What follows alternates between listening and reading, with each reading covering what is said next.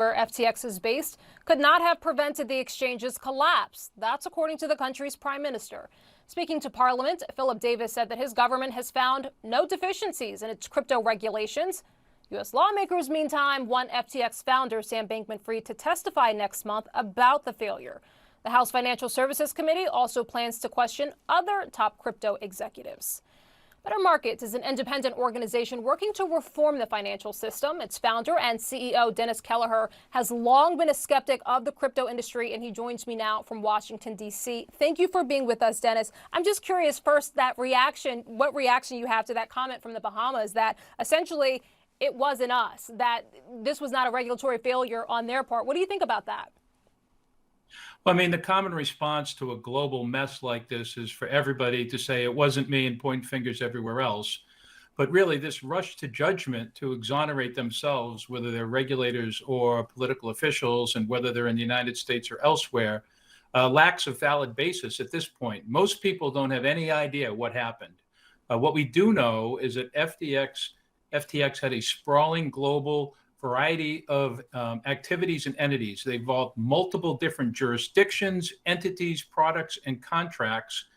And the facts thus far are not known and aren't going to be known for a while. So people should not assume either that their laws worked well and their regulators worked well, or that they all need to be starting all over again and rush to pass legislation. We do know when you lose this much money this quickly, when customers, investors are harmed, and when an entire industry is shaken, and where there are collateral consequences that are still spilling out in the financial system, what we really need are the facts, and we need facts before people start jumping to conclusions.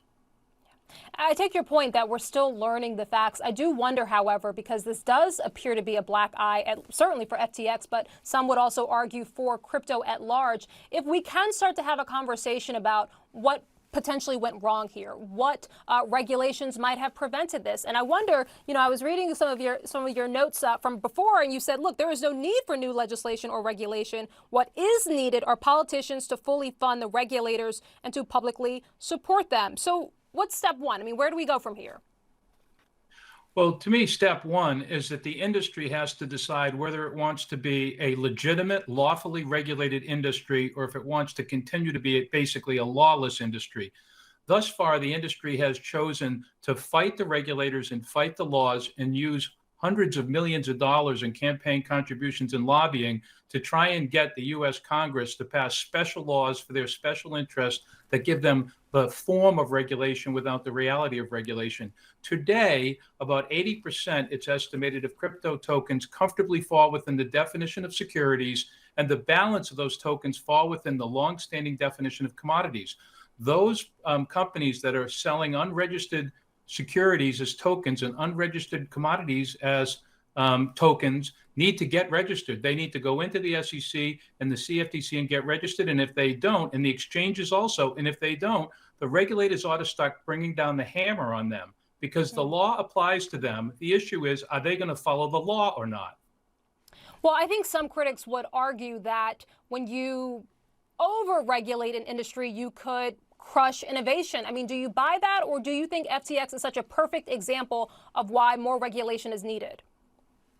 Every fraudster in the world makes that claim, and every regulated entity that should be regulated that doesn't want to be regulated because they don't want the costs that come along with customer, investor, and financial stability protection.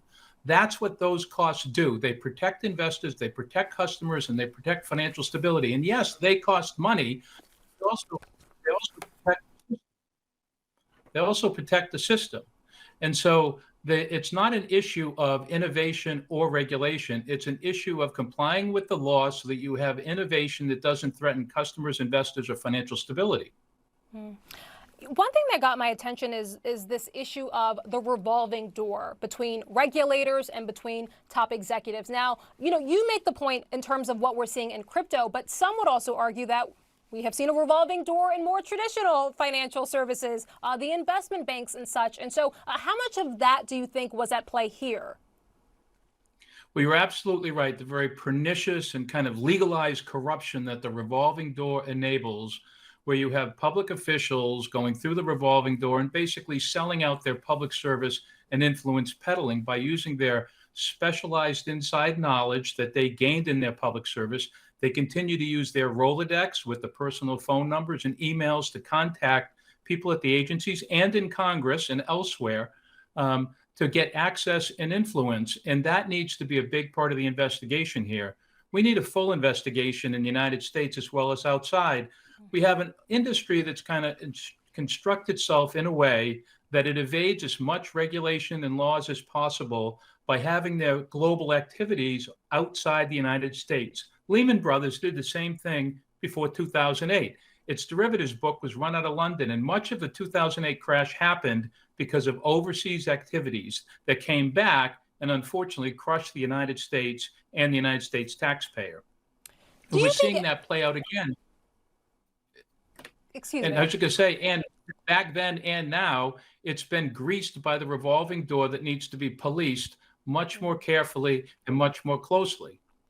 Dennis, we only have time for one more question, but I'm just curious, do you think that this will be a defining moment for crypto? Do you think for certainly private individual investors who may have lost a lot of money in FTX, or even larger entities, that once your hand has been burned once before with FTX, that, you know, people will start to sit this out? Or do you think in a few months it'll be business as usual? Boy, I hope they learn the lessons. And let's not forget, it's not just FTX. Over the last year, 2/3 of the value of crypto has been vaporized. Multiple crypto-related entities have failed. Tons of investors and consumers have been hurt. It isn't just crypto. There's rot at the core of this industry. And what has to happen is the industry has to become compliant with the law like every other legitimate business. And hopefully, the hundreds of millions of dollars they're spending in campaign contributions and lobbying won't cause people to now stop, think, and act in the best interest of the public.